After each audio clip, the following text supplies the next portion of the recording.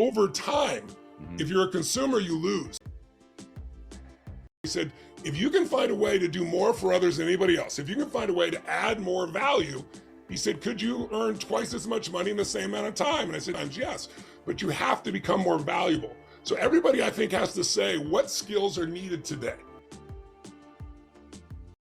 Which is, I did that for 13 months. It is deeply unpleasant.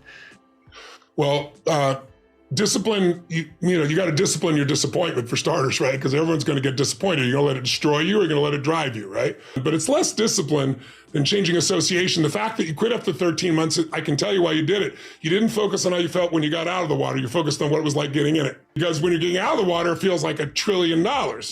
Getting in it, there's never a day I ever look forward to getting in that freaking water, right? But I don't negotiate with myself. I don't go, okay, when I get ready, 1, 2, 3, or in 5 minutes. No, I say go, we go. You can call that discipline. What it really is just a habit. So I've trained my will that says when I say we go, we go.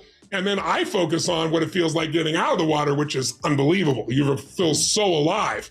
You focused more on what it was like getting in. That's why you stopped. I happen to like it because I focus on the feeling afterwards. If I focused on the feeling before, I wouldn't do it. But most people, they're living their life in front of a screen. A lot of people today, they're living at home. They get distracted by all the things around them. There's no energy really on a vital level. And so what happens is people's lives have gone down to a low level of energy.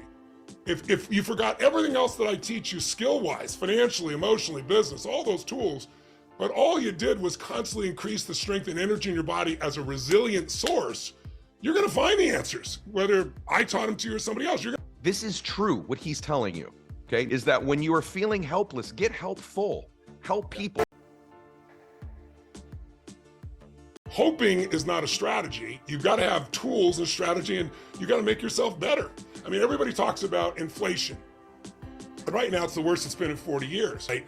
But so how do you deal with it? You don't hope the government's going to turn around. You got to participate in your own rescue. Right. You have to say to yourself, I got to be more productive. It's that simple. And anybody can be 10% more productive and you'd be ahead of inflation.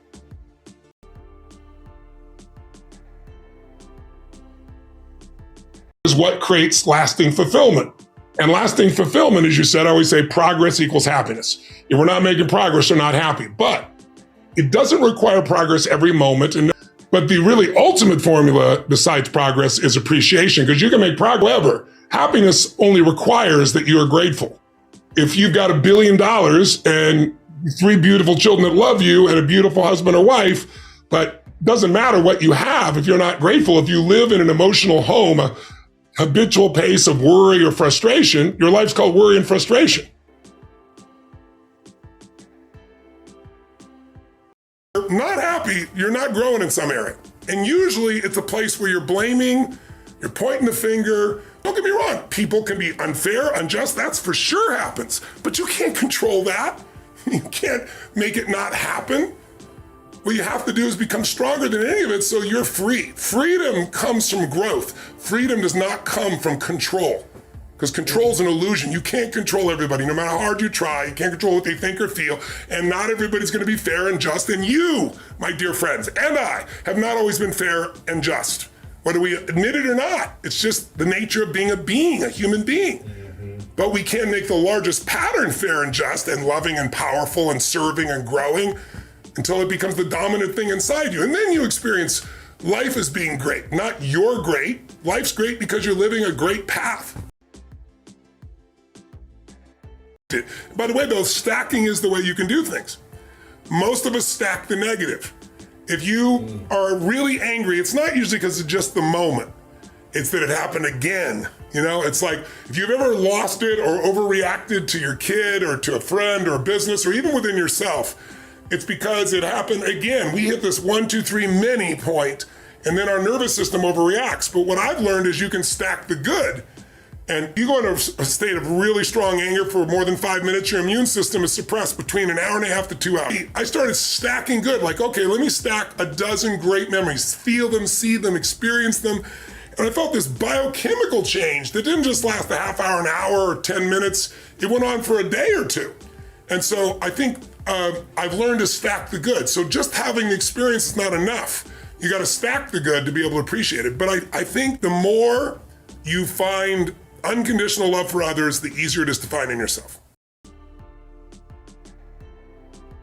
Stop the pattern. We've all done it. Catch yourself.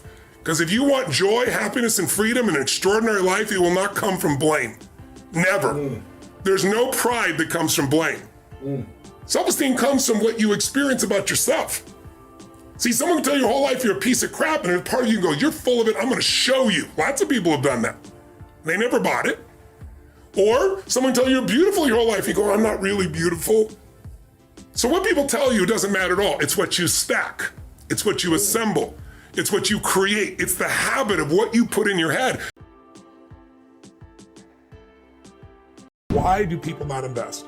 They're afraid of failing.